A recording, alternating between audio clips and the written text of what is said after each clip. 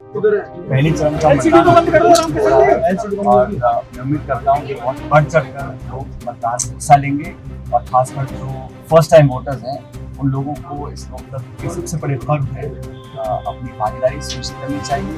ये एक जिम्मेदार नागरिक का हक बनता है और अधिकार है। और मुझे लगता है कि लोग अपनी पसंद से अच्छे व्यक्ति को, अच्छी पार्टी को, अच्छी विचारधारा के साथ में चुनकर संसद में भेजें। क्या उम्मीद है कांग्रेस की सर 12 सीटों को लेकर? मेरा ऐसा मानना है व्यक्तिगत रूप से कि इस बार चुनाव बहुत बेहतर हमारी पार्टी लड़ रही है। हमारी कैंडिडेट्स, हमारा मैनिफेस्टो, हमारा एजेंडा, हमारा कम्युनिकेशन, हमारा नैरेटिव जो है उसको लोग पसंद कर रहे हैं और बदलाव का चुनाव मैं मानता हूँ चुनाव है। और हम लोग भाजपा से ज़्यादा सीट कांग्रेस पार्टी जीतेगी इस बार। पूरी ताकत से हम सब लोग लगे हुए हैं और अभी लंबा चुनाव चलेगा, लेकिन रुझान मुझे मिल रहे हैं। मैं देश के कई राज्यों में जाकर कर आया हूँ और अधिकांश जगहों पर लोग इस बात से ऊब चुके हैं कि वही सरकार 10 साल से लगातार भाषण, आश्वासन, प्रचार प्रसार हो रहा है, लेकिन 10 साल की जो भाजपा की सरकार की रिपोर्ट कार्ड है उसका लोग बहुत गंभीरता से मूल्यांकन करेंगे और मुद्दों के हिसाब से अपने वोट देने का मन को बनाएंगे। मेरा ऐसा मानना है कि हमारी पार्टी को और हमारे गठबंधन को बहुमत मिलेगा।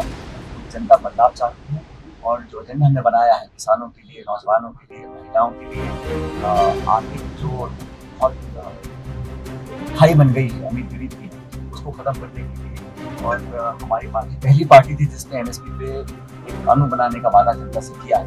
इन सब बातों को देखकर मैं आश्वस्त हूँ कि लोगों का परफॉर्मेंस पहले से बहुत बेहतर रहेगा। और 2004 में जब चुनाव हुए थे तो भाजपा इंडिया शाइनिंग का नारा बीच मैदान में दी थी। उस समय सरकार कांग्रेस की बनी थी। ठीक वही माहौल आज मुझे दिख रहा है और 2024 के चुनाव में इंडिया गठबंधन को जो जादुई आंकड़ा है बहुमत का हम लोग को मिलेगा।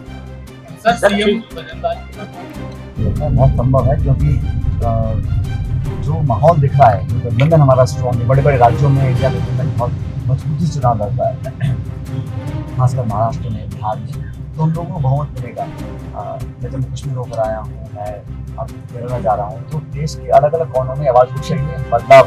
मैं फिर कहता हूँ ये चुनाव बदलाव का चुनाव है और इसकी सपोर्ट पूरे देश में मिलेगा। एक आरक्षण का बड़ा मुद्दा बन रहा है सर, ST/SC रिजर्वेशन लेकर प्रधानमंत्री मन से सफाई दे रहे हैं, खत्म नहीं करेंगे। अगर ऐसी कोई चर्चा भाजपा के नेता नहीं करते तो सफाई देने की जरूरत ही नहीं पड़ती। अगर भाजपा का शीर्ष नेतृत्व खुद सफाई देने पर मजबूर हो रहा है तो कहीं ना कहीं बिना धुएं के आग तो होती नहीं था। तो उनके नेताओं ने ऑन रिकॉर्ड की बातें बोली, इसलिए उनको सफाई देनी पड़ी।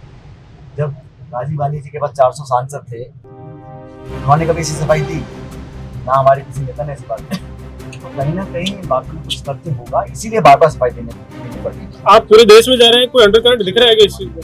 मुझे तो ये कोई वेव नहीं दिख रही है इसमें। और बहुत कोशिश की गई इस चुनाव में जज्बाती मुद्दों को हवा देने की गई। पब्लिक बहुत समझदार है, किसान आंदोलित है, नौजवान बदलाव चाहता है, शिक्षित बेरोजगारों का भविष्य अंधकार में है, महिलाएं भी आदिग्रस्त हैं। सब लोग चाहते हैं बदलाव हो और ऐसे लोगों को मौका दें जो सचमुच में विकास की बात करते हैं। जज्बाती मुद्दों पर राजनीति का कब तक करना काम चलाएं। लोकसभा चुनाव में स्थानीय मुद्दे भी हावी हैं।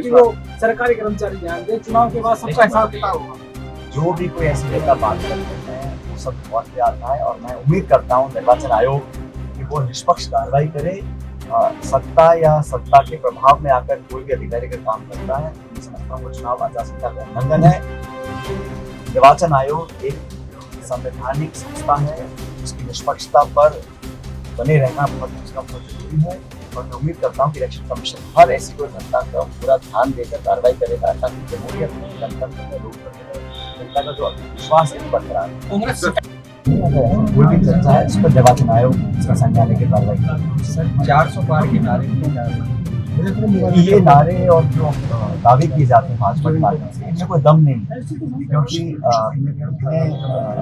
अगर कॉन्फ्रेंस बीजेपी होती तो विपक्ष की पार्टी के नेताओं को नहीं जोड़ती। और जनता भी समझ गई है कि बार बार वही नारे, वही आश्वासन, वही बातें। बात हुई 2047 की, अमृत 10 साल में क्या किया क्या नहीं किया उसका देखना जरूरी है। इसलिए जज्बाती मुद्दों पर चर्चा ले जाना और संवैधानिक संस्थाओं को जो कमजोर किया जा रहा है, दूसरे भी लोग उसको नापसंद कर रहे हैं, मंत्रियों को रिटेन कर रहे हैं, कांग्रेस पार्टी के खातों को सीज कर रहे हैं। इन सब बातों का भी एक नकारात्मक प्रभाव जनता पर पड़ता है।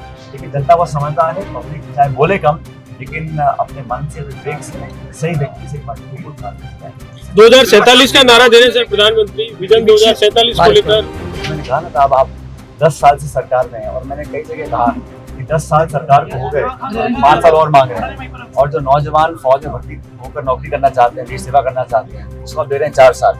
इसलिए हमने कहा अगली वाली जो योजना है इसको समाप्त करेंगे। नौजवानों को पूरा मौका मिलना चाहिए, फौज में जाएं, उसकी सेवा करें। तो कहना कुछ और करना कुछ, 2 करोड़ रोजगार देने की बात की थी, किसान की आमदनी डबल करने की बात की थी, करप्शन को, महंगाई को खत्म करने की बात करते थे। इस पर कोई कार्रवाई नहीं करी अब तक। अब तो सिर्फ 2047 की बात हो रही है और 5 साल और मांगे जा रहे हैं और दावे बहुत बड़े किए जा रहे हैं। राहुल गांधी कह रहे हैं 150 सीट, पहले 180 का उनका